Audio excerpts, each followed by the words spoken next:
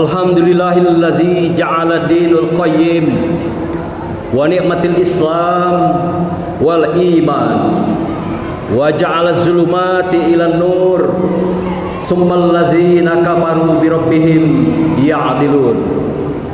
Asyhadu an la ilaha illallah wahdahu la syarika lahul azim wa asyhadu anna muhammadan abduhu wa rasuluh la nabiyya ba'dah. Allahumma salli wa sallim ala sayyidina wa habibina wa maulana wa safi'ina wa qurrati a'yunina Muhammadin wa ala alihi wa sahbihil mujahidina li iqamatid dini wa sallama tasliman katsira. Subhanaka la ilma lana illa ma 'allamtana innaka antal alimul hakim wa antas samiul alim wa antal ghafurur rahim wa man tabi'ahum bi ihsani ila yaumiddin bi rahmatika ya arhamar rahimin. Ya ayyuhal hadirun ittaqullaha mastata'tum wa ta'atihi la'allakum tuflihun. Ittaqullaha haqqa tuqatih wa la tamutunna illa wa antum muslimun. Amma ba'du, qala Allah ta'ala fi kitabihil karim, a'udzu billahi minasy syaithanir rajim. Bismillahirrahmanirrahim. Wal yahsal ladzina law taraku min khalfihim dzurriyyatan di'afa khafu 'alaihim falyattaqullaha wal yaqulu qaulan sadida. Dan hendaklah takut kepada Allah orang-orang yang sekiranya meninggalkan keturunan yang lemah di belakang mereka, yang mereka khawatir terhadap kesejahteraannya. Oleh sebab itu, hendaklah mereka bertakwa kepada Allah dan hendaklah mereka berbicara dengan tutur kata yang benar. Shadaqallahul azim.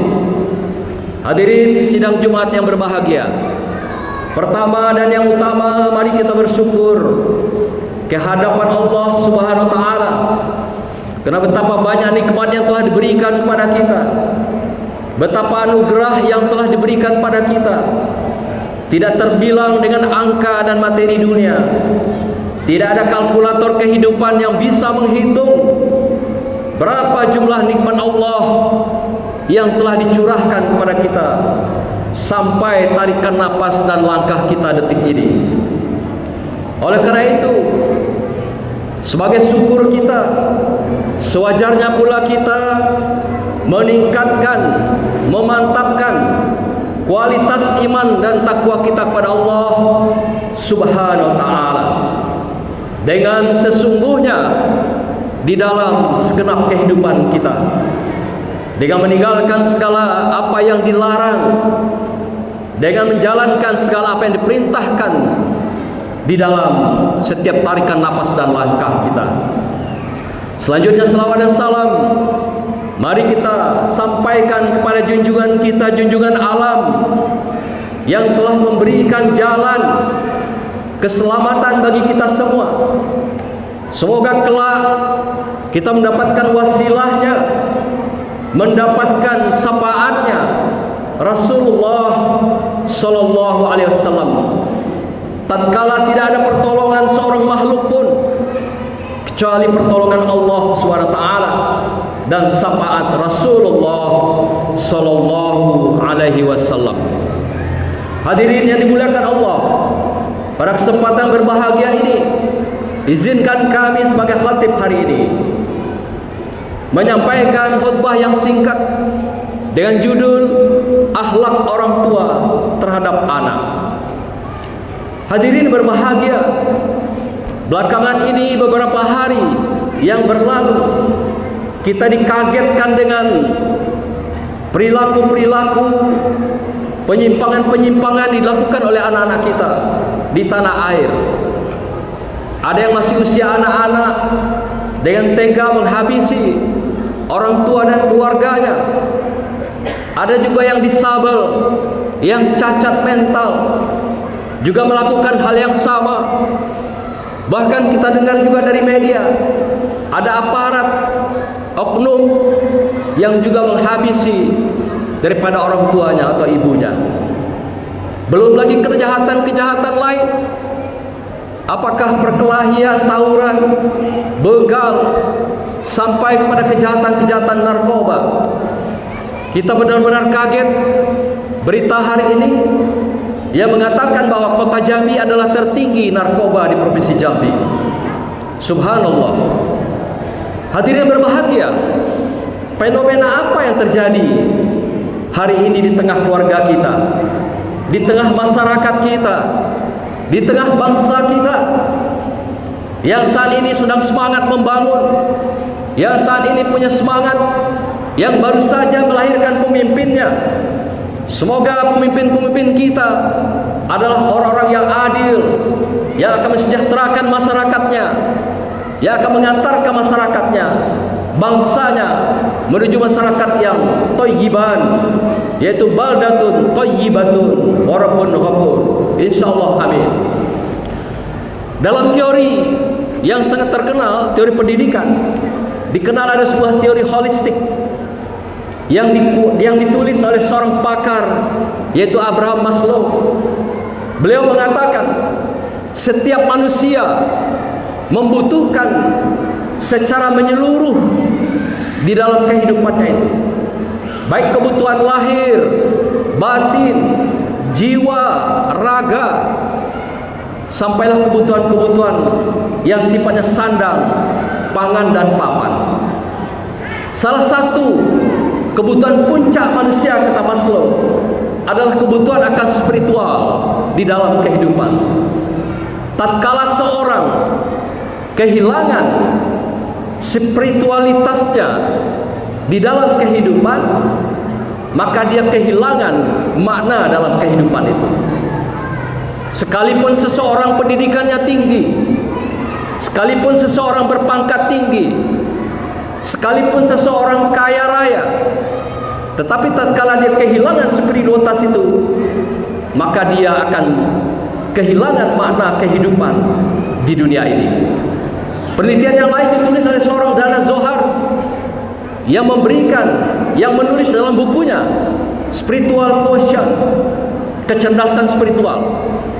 Di dalam diri setiap kita, kata Dana Zohar, ada namanya God spot, titik Tuhan yang berada di otak besar kita masing-masing. Setiap orang mendambakan titik Tuhan itu. Tatkala seseorang tidak berfungsi titik-titik Tuhan itu, di saat itulah dia menjatuhkan nilai-nilai kemanusiaannya.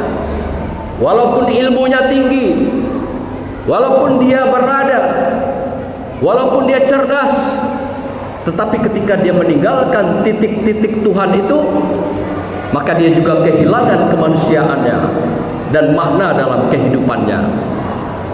Hadirin berbahagia, apa makna dari ilmu saintik yang modern ini kami sampaikan?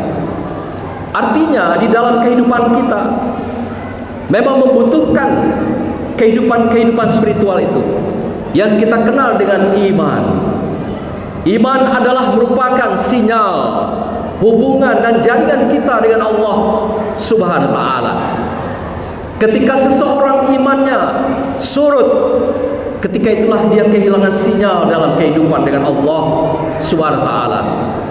Ketika dia surut, maka dia kehilangan jaringannya dengan Allah Subhanahu wa taala. Al-Ghazali mengatakan, al-imanu aqdun bil qalbi. Al-imanu yazid wa yanqus. Iman itu pasang surut. Ada kalanya dia pasang dan ada kalanya dia surut. Ketika surut inilah kita akan kehilangan makna kehidupan. Relevan dengan ilmu yang ditemukan oleh pakar tadi. Maka itu dalam Islam kita diminta meninggalkan anak-anak kita, generasi-generasi kita yang akan datang adalah mereka yang menyeluruh, yang holistik kesiapan dirinya, baik lahir, batin, ipteknya, ilmu pengetahuan teknologinya, demikian juga dengan imtaknya, iman dan takwanya kepada Allah Subhanahu wa taala. Itulah jalan keselamatan, itulah jalan kebahagiaan, dan itulah jalan menuju surganya Allah di dunia dan di akhirat.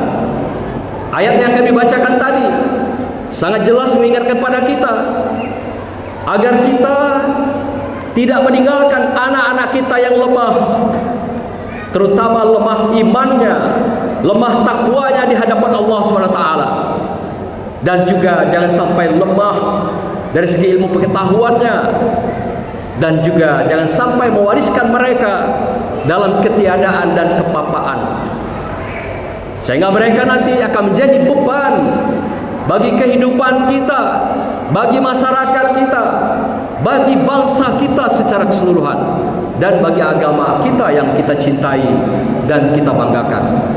Maka itu pelajaran pertama, kurikulum yang diberikan di dalam rumah tangga diajarkan oleh Luqman. Di dalam surah Luqman ayat 13 dikatakan, apakah kurikulum pertama yang ditanamkan pada anak kita sejak mulai dari kandungan sampai mereka menuju hari-hari dewasanya adalah, kata Luqman, ya bunayya la tusyrik billah inna syirka la zulmun azim. Wahai anakku, janganlah engkau mempersekutukan Allah, janganlah engkau menduakan Allah, janganlah engkau memalingkan Allah, janganlah engkau meninggalkan Allah dalam kehidupan. Karena ketika engkau meninggalkan Allah, itu adalah perbuatan syirik, dan itu adalah kezaliman yang nyata, kata Luqman, di dalam kehidupan. Hadirin berbahagia, betapa yang pertama dan utama diajarkan adalah iman. Yang diajarkan adalah Allah. Sudahkah kita membekali mereka dengan iman dan Allah ini dalam kehidupan? Mengapa demikian? Dalam tafsir ayat ini mengatakan, Ibnu Katsir menjelaskan, karena dengan iman dan mereka mencintai Allah ini, mengenal Allah ini, itulah jalan mereka kembali ketika mereka tersesat di rimba kehidupan. Dengan iman dan takwa kepada Allah inilah mereka tahu jalan untuk pulang. Fenomena yang terjadi kita saksikan, ini adalah karena mereka dijejali pengetahuan yang tinggi, tetapi mereka kering dengan iman dan takwa kepada Allah. Sehingga ketika ilmu itu menguasai mereka, menguasai hati dan pikiran mereka, mereka gelap mata dan tidak tahu jalan kembali kepada Allah Subhanahu wa taala. Maka itu adalah kewajiban bagi kita orang tua, akhlak bagi kita, menanamkan sejak awal iman ini, pemahaman, pengertian dan pengamalannya. Pun begitu juga sejak dari kandungan, seorang ibu dan ayahnya wajib memperkenalkan Allah ini, sampailah mereka lahir menjadi kanak-kanak, memperkenalkan nama-nama Allah, sifat-sifat Allah, dan bagaimana keberadaan Allah bagi manusia dalam kehidupan, baik di dunia maupun di akhirat. Maka itu pesan terakhir kita temukan dalam surah At-Tahrim ayat 6. Allah mengingatkan kita, ya ayyuhallazina amanu qu anfusakum wa ahlikum nara. Wahai orang-orang yang menyatakan dirinya beriman, peliharalah dirimu dan keluargamu dari azab neraka. Ayat ini mengisahkan bukan saja azab neraka itu nanti di akhirat, tapi barang siapa yang tidak memperkenalkan iman dan takwa serta Allah ini dalam kehidupan anak-anak kita, di dunia pun kita akan memperoleh azab itu yang akan dialami oleh anak-anak kita di dalam kehidupan, dalam masyarakat, dalam dia mengarungi dunia yang fana ini, yang penuh dengan tantangan, penuh dengan pesona, tapi penuh dengan kepalsuan. Hadirin yang berbahagia, demikianlah khutbah singkat dan pesan-pesan singkat yang kami sampaikan pada kesempatan yang berbahagia ini. Semoga Allah berkahi kita semua. A'udzubillahi minasyaitonirrajim. Bismillahirrahmanirrahim. Wal asri innal insana lafi khusr illal ladzina amanu wa 'amilus solihati wa tawasaw bil haqq wa tawasaw bis sabr. Barakallahu li wa lakum bil Qur'anil azim wa nafa'ani wa iyyakum bima fihi minal ayati wa zikril hakim wa taqabbala minni wa minkum tilawatahu innahu was-sami'ul alim. Aqulu qawli hadza wa astaghfiru innahu huwal ghafur